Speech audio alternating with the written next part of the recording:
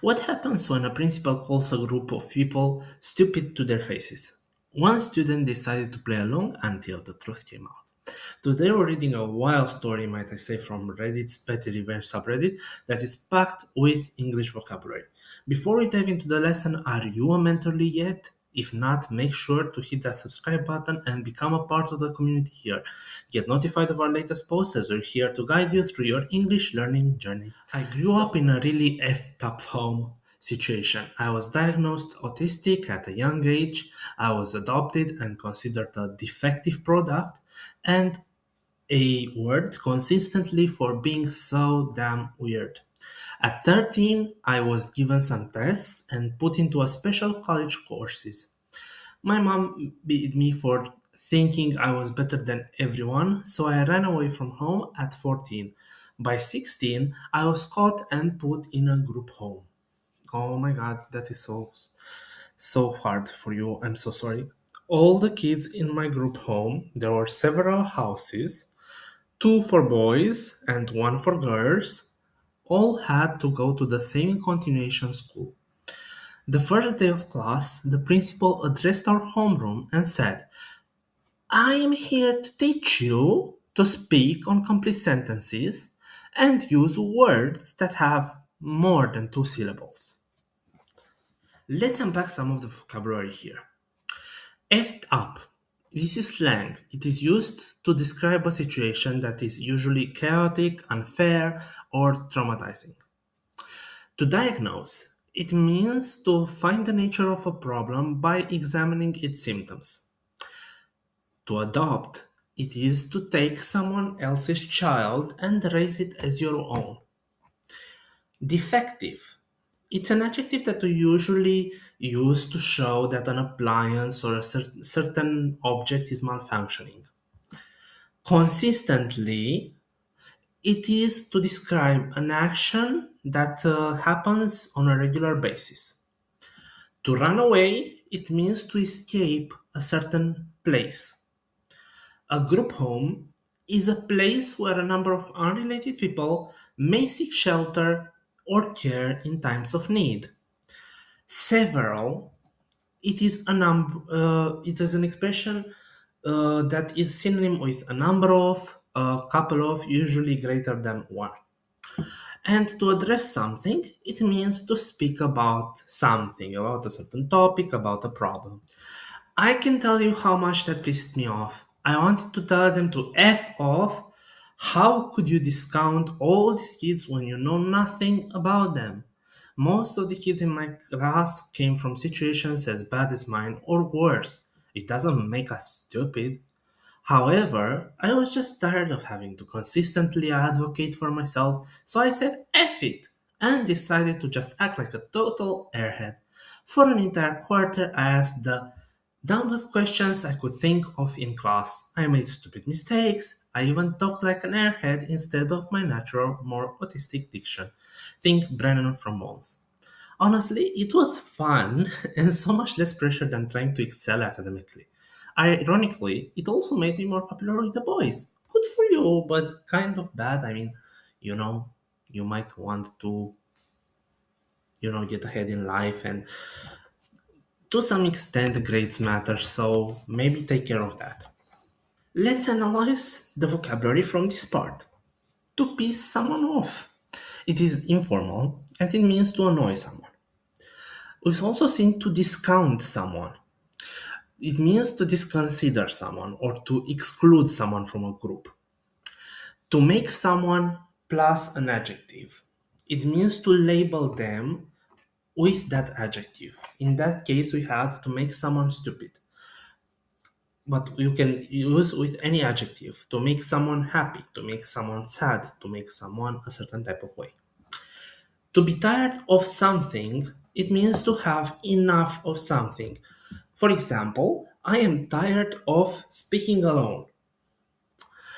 To advocate for someone, it means to defend someone, to defend someone's rights specifically. To act like an adjective, it means to pretend to be a certain adjective, usually that depicts either a certain personality trait or a certain characteristic. For example, to act like a jerk, for example, or to act like a fool, and so on.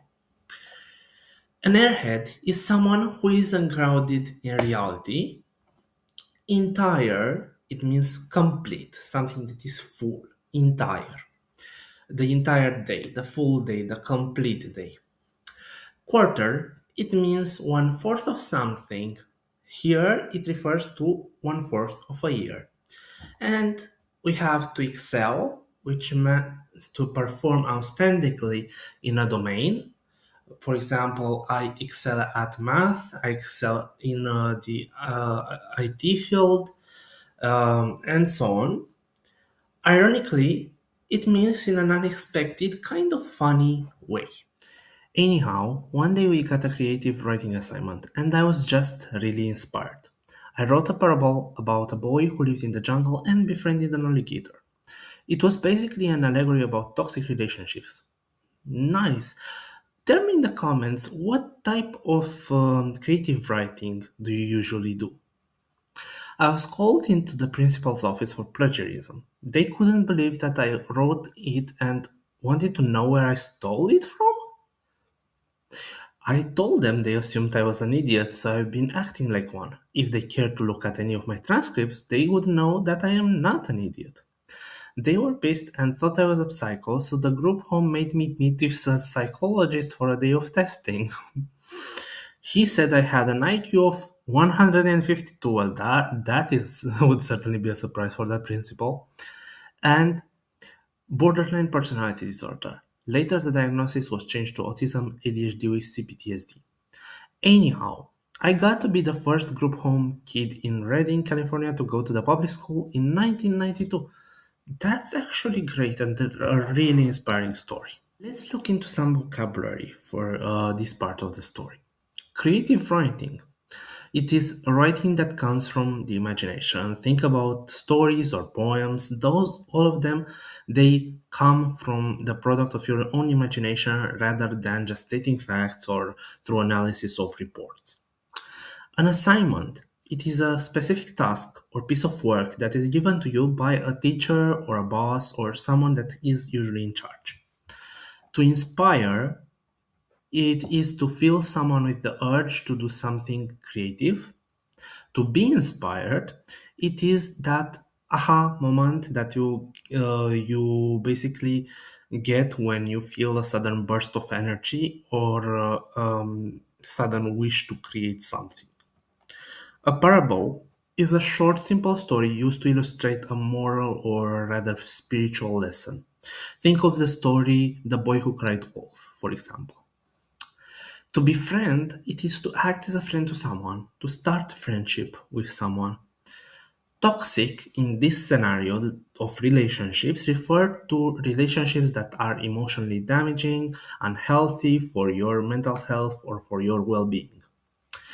Plagiarism, it is the act of taking someone else's work, words, or ideas and passing them off as your own. It is considered academic or general theft of ideas, of intellectual property. To steal, it means to take something that doesn't belong to you without permission. To assume, it means to believe something without having any proof that it is true. For example, the principal assumed the author was not intelligent. To care to do something, it means to be willing or interested in doing something, and it is usually used to describe something negative. Like, for example, he didn't care to listen, or it means that he wasn't interested in listening. To be pissed, it means to be very angry or annoyed, but pay attention because in British English, this can also mean to be drunk. To be a psycho, it is short for psychopath.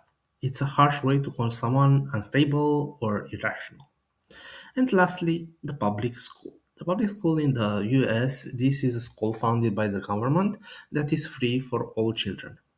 In the UK, this ironically refers to elite, expensive private schools. So, well, what a legendary way to prove people wrong. If you want to dive into um, grammar and vocabulary around certain themes, I have created focused thematic courses that you can find in the second link in the description. We analyze the English vocabulary, English grammar around certain topics such as shopping, traveling, and so on. So you can be able to have discussions within that topic. And also, I have for you, we are launching the Mentorly Learn app. If you sign up for the waitlist right now using the link in the description, you will get 1 month of free access to all our pro plan features for testing when we launch. This is the best way to practice your English on the go. Don't wait, get on that list, check out the courses, and I'll see you in the next lesson. For now, bye bye.